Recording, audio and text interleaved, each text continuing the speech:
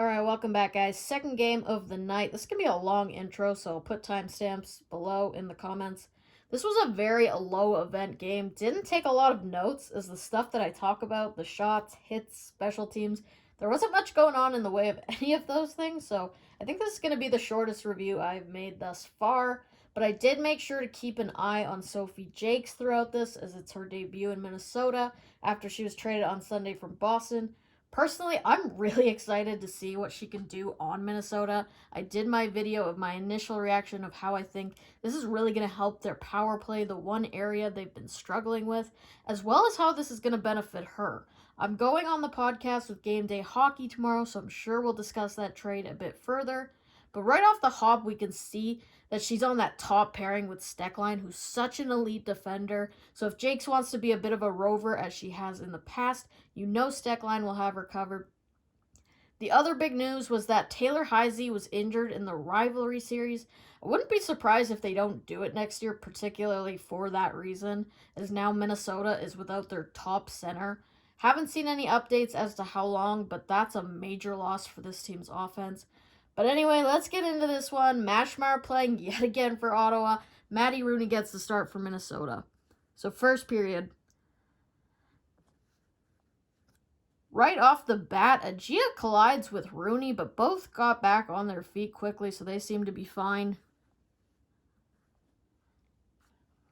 Then Becca Gilmore with some nice stick handling, gets blocked by Steckline, but she gathers the rebound, rips it wide, rims around to Teralova, across to Boulier, who throws it on net, and why not, as it finds its way through. That's her first goal in the PWHL, so congrats to her. You can see that Gilmore comes across at just the right time to throw off Rooney.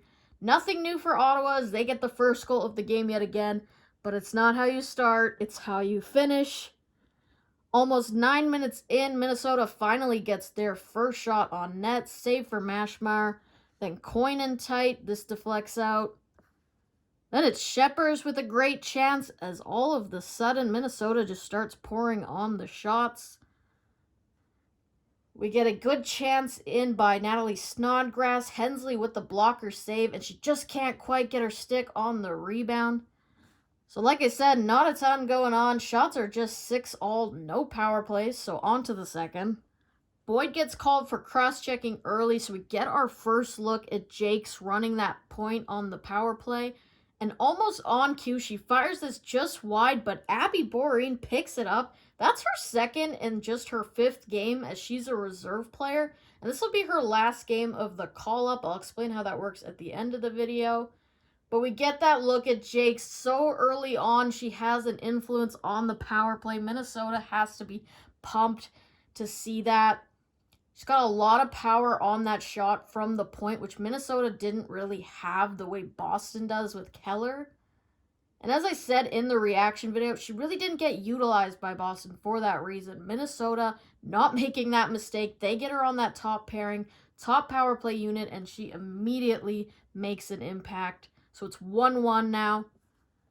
Jake showing her defensive side of the game, takes down Agia and gets this puck up. Not an easy player to knock off the puck, so solid defensive play.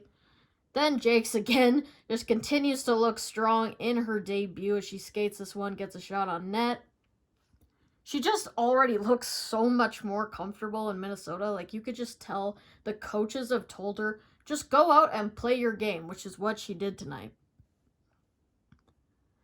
Then we get some chaos in front of Mashmar, but she's able to find the puck through all the bodies in and around the crease. Mashmar was really strong in this game, as she's been all season. Starting to feel really bad for her as her teammates aren't quite able to get the finish to help her out. Jakes tries to get involved, but Boyd gives her a pretty solid hit to clear her out of the way. Then Jakes in deep on the forecheck. She was all over the second period.